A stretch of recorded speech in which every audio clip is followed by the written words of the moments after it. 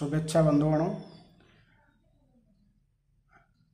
गोटे सूचना जो माने विद्युत विभाग और यही विद्युत संबंधी विभिन्न क्षेत्र में कार्य करुछंती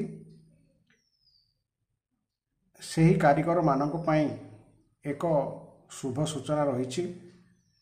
ओडिशा इलेक्ट्रिकल लाइसेंसिंग बोर्ड तरफ विभिन्न लाइसेंस पई 2024 वर्ष पई परीक्षा अनुष्ठित आगामी दिन में हेबाकु जाउछि।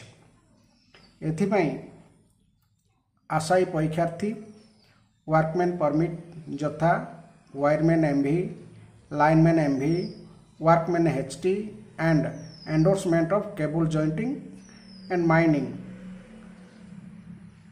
लाइसेंस पाई ऑनलाइन माध्यम रे दरखास्त दाखल करिया पई विज्ञप्ति इतिमध्य प्रकाश पाई।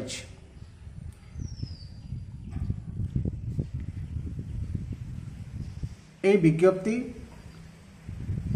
ऑनलाइन माध्यम रे उपलब्ध अछि एवं विभिन्न संवाद पत्र मध्य विज्ञापन प्रकाश पाई।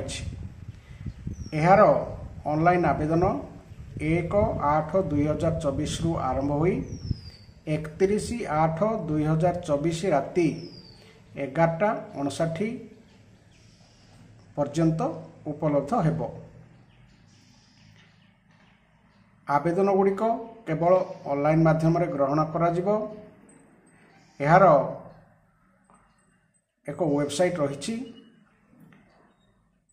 वेबसाइट रो ठिकाना होची https://leciticiodisha.nic.in एवं https://edistrictodisha.gov.in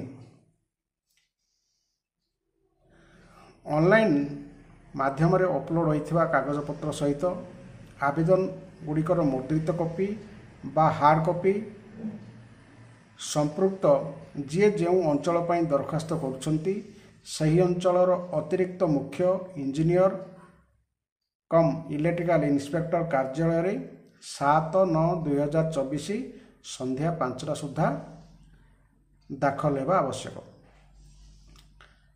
आवेदन करिया पूर्व प्रार्थी माने सेमानकर योग्यता निश्चित थिबा आवश्यक। अर्थात आमे जो लाइसेंस पई दरखास्त करुचंती ताहार पई केउ केउ योग्यता आवश्यक रही ताहा प्रथमे आमे निश्चित होगा दरकार तापरे याको आमे आवेदन करिबा। ऑनलाइन आवेदन प्रक्रिया माध्यम रे प्रार्थी माने आवश्यक डॉक्यूमेंट गुड़िकर स्कान होइतवा कॉपी अपलोड करिबा आवश्यक। उक्त विज्ञापन रे एवं विभागर वेबसाइट रे विभिन्न तथ्य उपलब्ध अछि। यार विस्तृत विज्ञापन विषय जानिया पई यार वेबसाइट परिदर्शन करंतु बा देखंतु।